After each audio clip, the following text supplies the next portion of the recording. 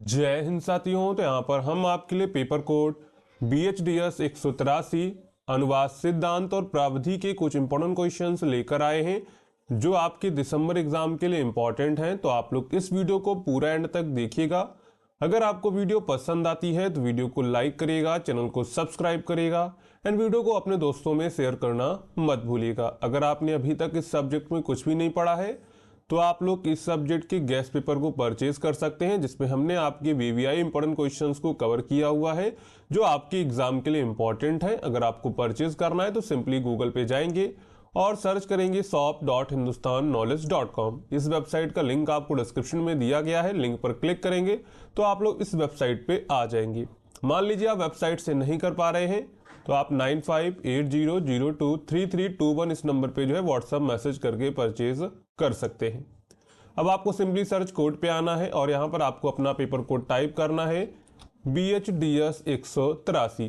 तो जैसे आप यहाँ पे टाइप करेंगे तो यहाँ पर देखिए आपको दिसंबर एग्जाम के लिए गेस्ट पेपर मिल जाएगा। सिंपली उस पर क्लिक करेंगे और यहाँ से आप लोग इसको परचेज कर सकते हैं। अगर परचेज करने में आपको कोई प्रॉब्लम हो जाती है तो आप इसी नंबर पे जो है व्हाट्सएप मैसेज कर सकते हैं 9580023321। अब वापस चलते हैं अपने प्रश्नों पर। तो यहाँ पर हमारा सबसे पहला प्रश्न है, अनुवाद को परिभाषित करते हुए इसके महत्व पर प्रकाश डालिए। यानी अनुवाद क्या होता है और इसका महत्व क्या है उसके बारे में चर्चा करेंगे।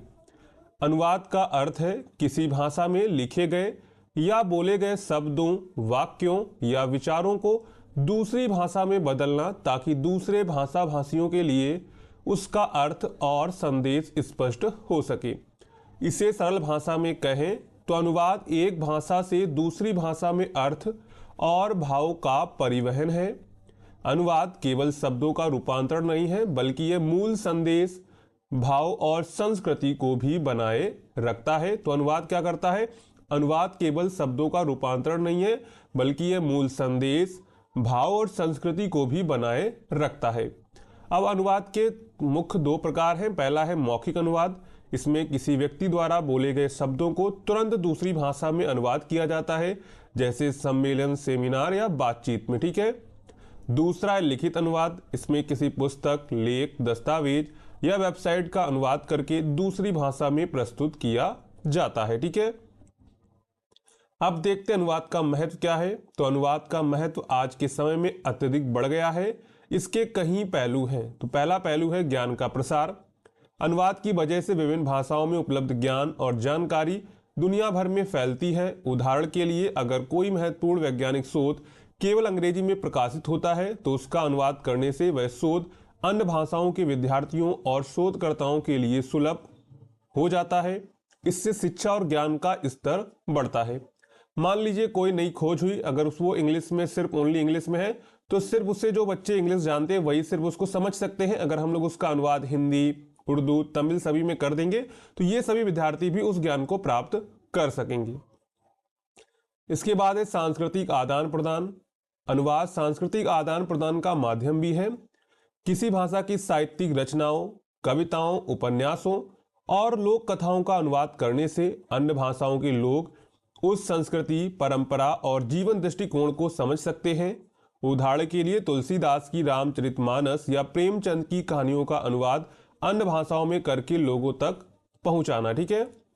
इसके बाद है व्यवसाय और वाणिज्य। आज के वैश्विक युग में व्यापार और वाणिज्य में अनुवाद का विशेष महत्व है। कंपनियां अपने उत्पादों, सेवाओं, विज्ञापनों को विभिन्न देशों में पहुंचाने के लिए अनुवाद का उपयोग करती हैं। यह ग्राहकों के साथ बेहतर संवाद स्थापित करने और बाजार में प्रतिस्पर्धा बनाए रखने में मदद करता है। तो यहाँ पर आजकल बड़ी बड़ी कंपनियां और बिजनेस में भी जो है अनुवाद यानी ट्रांसलेशन का उपयोग किया जाता है। ठीक है। इसके बाद है वैश्विक संचार। अनुवाद के बिना विभिन्न देशों के लोग एक दूसरे के साथ संवाद नहीं कर सकते हैं। अंतर्राष्ट्रीय संगठन, सम्मेलनों, समझौतों और ऑनलाइन मंचों में अनुवाद की मदद से वैश्विक स्तर पर संवाद और सहयोग संभव होता है।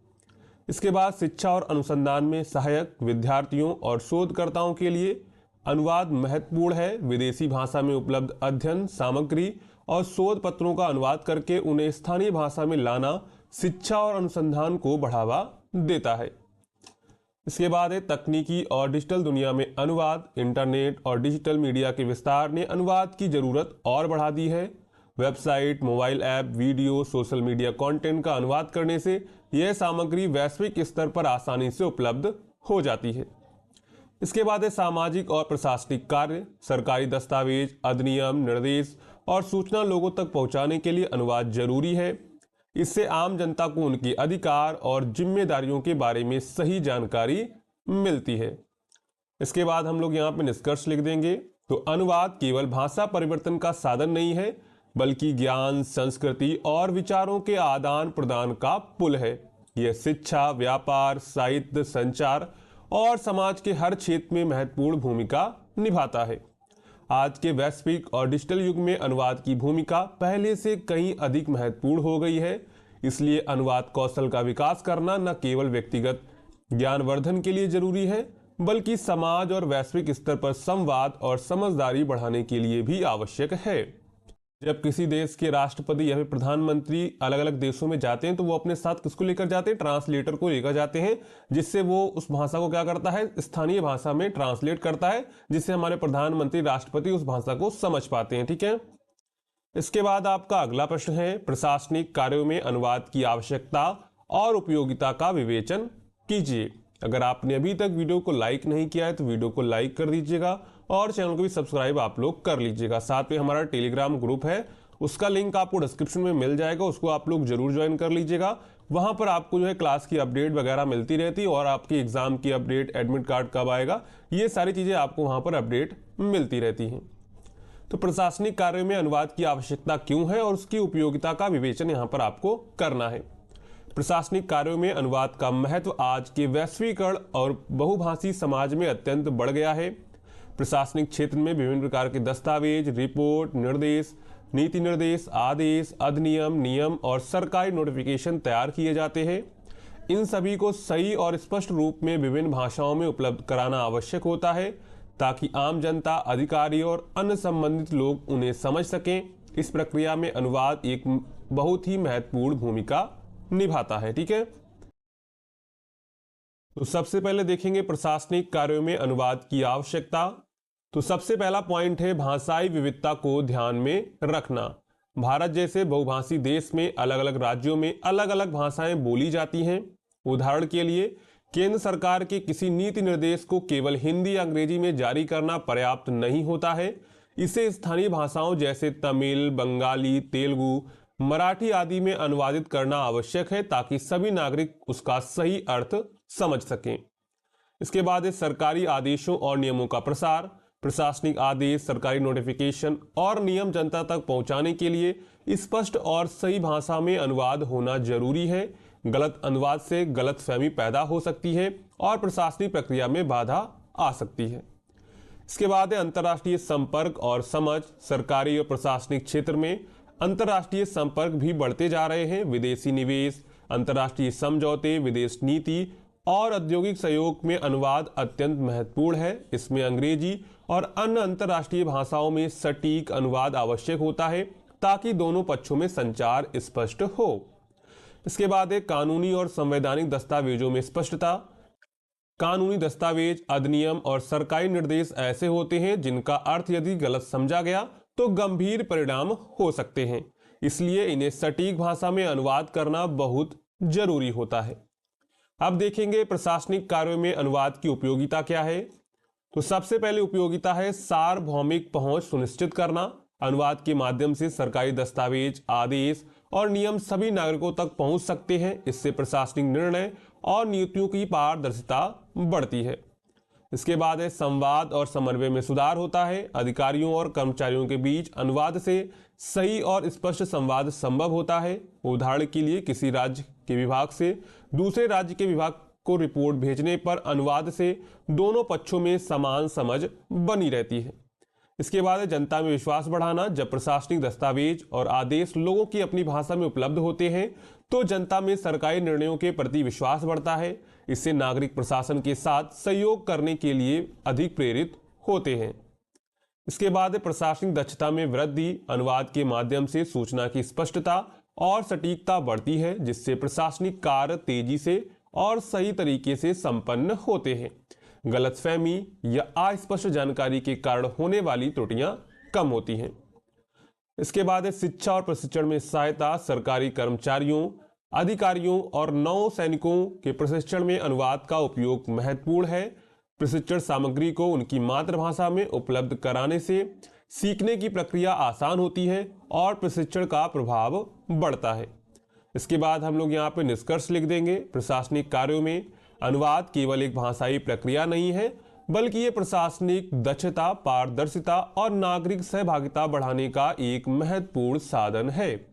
यह भाषा की बाधाओं को तोड़कर सभी नागरिकों और अधिकारियों के बीच सही संवाद स्थापित करता है।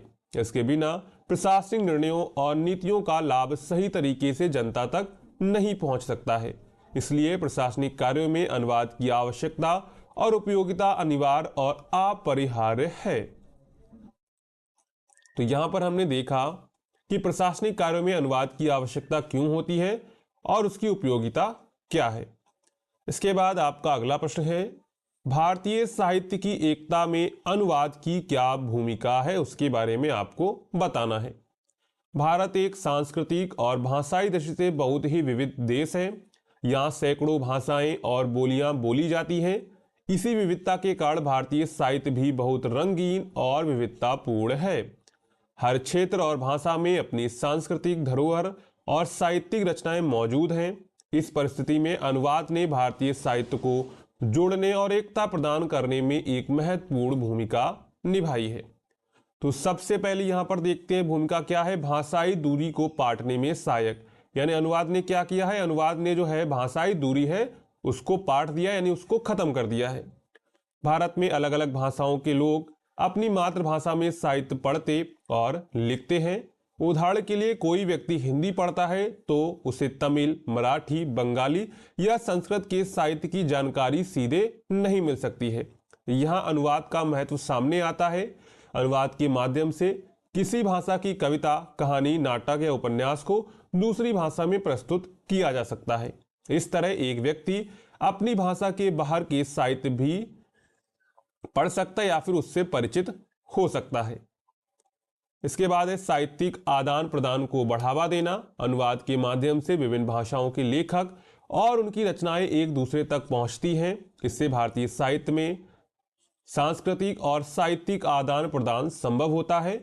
उदाहरण के लिए बांग्ला साहित्य के रचनाकार रविंद्रनाथ टैगोर की कविताओं और नाटकों का हिंदी और अंग्रेजी में अनुवाद हुआ, जिससे पूरे भारत और विश्व में उनकी प्रसिद्धि बढ़ी। इसी तरह तमिल, कन्नड़, मराठी या अन्य भाषाओं की रचनाएं भी अनुवाद के कारण व्यापक पाठक वर्ग तक पहुंची। इसके बाद है राष्ट्रीय और सांस्कृतिक एकता का संवर्धन। अनुवाद भारतीय साहित्य की राष्ट्रीय एकता में भी योगदान देता है।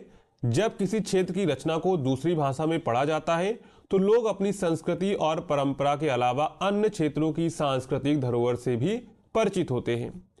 इससे सांस्कृतिक साझेदारी और आपसी सम्मान बढ़ता है। यह प्रक्रिया देश के सामाजिक और साहित्यिक एकीकरण में सहायक होती है। इसके बाद है शिक्षा और ज्ञान का प्रसार। अनुवाद न केवल साहित्यिक दृष्टि से महत्वपूर्ण है, बल्कि शैक्षिक और ज्ञान के प्रसार में भी इसकी अहम भूमिका होती है। प्राचीन भारतीय ग्रंथ, वैज्ञानिक और दार्शनिक रचनाएं जैसे वेद, उपनिषद, संस्कृत के महाकाव्य, योग और आयुर्वेद संबंधी पुस्तकें अनुवाद के माध्यम से अधिक लोगों तक पहुंच पाईं। इससे न केवल शिक्षा का दायरा बढ़ा, बल्कि लोगों में ज्ञान और सोच का विस्तार भी हुआ। इसके बाद है भाषाओं के बीच समन्वय और सहिष्णुता। अनुवाद के कारण विभिन्न भाषाओं और उनके साहित्य में समानुभूति और सहिष्णुता पैदा होती है। लोग यह समझ पाते हैं कि हर भाषा और उसकी साहित्यिक रचनाएं मूल्यवान हैं। इससे भाषाई विवादों और असहमति की बजाय सहयोग और समझदारी को बढ़ावा मिलता है। इसके बाद है आधुनिक साहित्य और वैश्विक संपर्क। आज के समय में अनुवाद ने भारतीय साहित्य को वैश्विक स्तर पर पहुंचाने में मदद की है। हिंदी, बंगाली, मराठी, तमिल और अन्य भाषाओं की रचनाएं अंग्रेजी और अन्य अंतर्राष्ट्रीय भाषाओं में अनुवादित होकर पूरे विश्व के पाठकों तक पहुंच रही है। यह न केवल भारतीय साहित्य की प्रतिष्ठा बढ़ाता है, बल्कि भारतीय संस्कृति और विचारों का प्रसार भी करता है। इसके बाद हम लोग यहाँ पे निष्कर्ष लिख देंगे। इस प्रकार देखा जाए तो अनुवाद केवल भाषाओं का पुल नहीं है, बल्कि यह सांस्कृतिक, साहित्यिक और राष्ट्रीय एकता का एक माध्यम भी है। भारतीय साहित्य की विविधता को एक साथ जोड़ने, विभिन्न भाषाओं के बीच संवाद स्थापित करने और समाज में सहिष्णुता और समझ बढ़ाने में अनुवाद की भूमिका अत्यंत महत्वपूर्ण है। यदि अनुवाद ना होता तो भारतीय साहित्य की विशाल धरोहर अपने अपने क्षेत्र तक ही सीमित रहती और एकता की भावना इतनी मजबूत नहीं हो पाती। अनुवाद ने भारतीय साहित्य को एक व्यापक मंच प्रस्तुत किया, जहां हर भाषा, हर संस्कृति और हर विचार का सम्मान होता है और पाठक एक साझा साहित्यिक अनुभव का हिस्सा बन पाते हैं। यही कारण है कि भारतीय साहित्य की एकता में अनुवाद का योगदान अमूल्य है। तो यहाँ पर हमने ये प्रश्न भी अच्छे से कवर कर लिया है।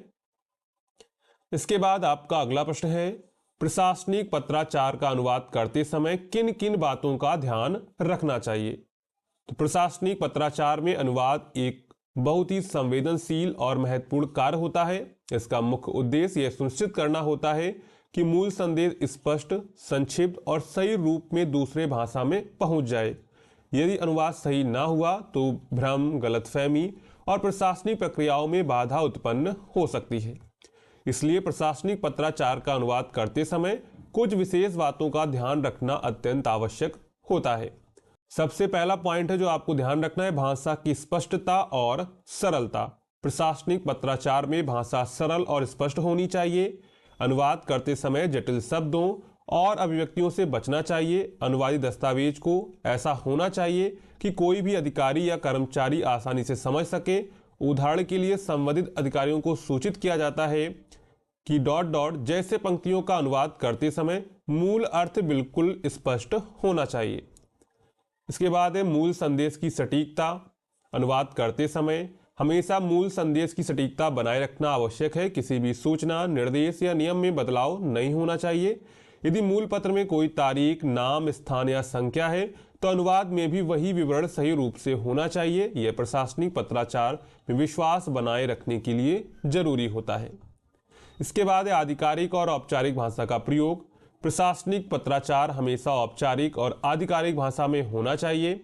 अनुवाद करते समय अनौपचारिक शब्द या बोलचाल की भाषा का प्रयोग नहीं करना चाहिए। उदाहरण के लिए आपसे अनुरोध है कि या सादर सूचित किया जाता है जैसी शिष्ट और औपचारिक पंक्तियां अनुवाद में भी समान रूप से होनी चाहिए। इसके बाद व्याकरण और वर्तनी की शुद्धता होनी चाहिए। अनुवाद में व्याकरण और वर्तनी की त्रुटि नहीं होनी चाहिए।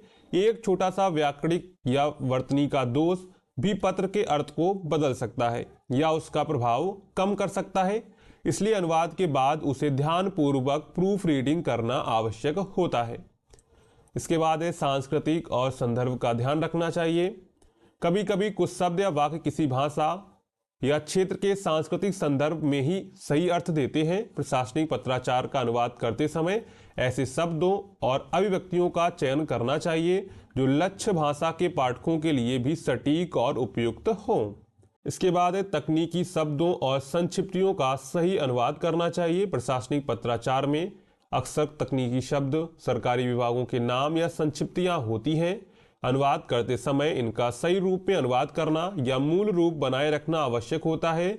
उदाहरण के लिए एचआर को मानव संसाधन विभाग और सीईओ को मुख्य कार्यकारी अधिकारी अनुवादित किया जा सकता है। इसके बाद संवेदनशील जानकारी की गोपनीयता। प्रशासनिक पत्राचार में कई बार संवेदनशील जानकारी होती है। अनुवाद करते समय यह ध्यान रखना चाहिए कि इस जानकारी की सुरक्षा बनी रहे, उसे अनावश्यक रूप से साझा न किया जाए।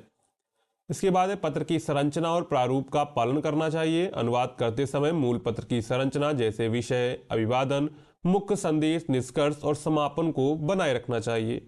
पत्र का स्वरूप अलग करने से उसका औपचारिक महत्व कम हो सकता है। इसके बाद समय की प्रभावशीलता। प्रशासनिक पत्राचार अक्सर समय संवेदनशील होता है।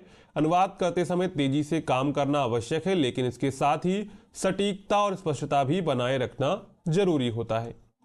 इसके बाद हम लोग यहाँ पे निष्कर्ष लिख देंगे। सारांश में कहा जा सकता है कि प्रशासनिक पत्राचार का अनुवाद केवल शब्दों का परिवर्तन नहीं, बल्कि संदेश का सही, स्पष्ट और प्रभावी रूप से संप्रेषण है। इसमें भाषा की सरलता, औपचारिकता, सटीकता, व्याकरणिक शुद्धता और सांस्कृतिक अनुकूलता और गोपनीयता का विशेष ध्यान रखना आवश्यक होता है। यदि ये सभी बातें ध्यान में रखी जाएं तो अनुवाद न केवल सटीक होगा बल्कि प्रशासनिक कार्यों में भी आसानी और विश्वास पैदा करेगा। तो यहाँ पर हमने पेपर कोड BHDS 183 के कुछ इंपॉर्टेंट क्वेश्चंस को डिस्कस किया हुआ है जो आपके दिसंबर एग्जाम के लिए इंपॉर्टेंट है। अगर आपको वीडियो पसंद आई हो तो वीडियो को लाइक करेगा, चैनल को सब्सक्राइब करेगा एंड वीडियो को अपने दोस्तों में शेयर करना मत भूलिएगा।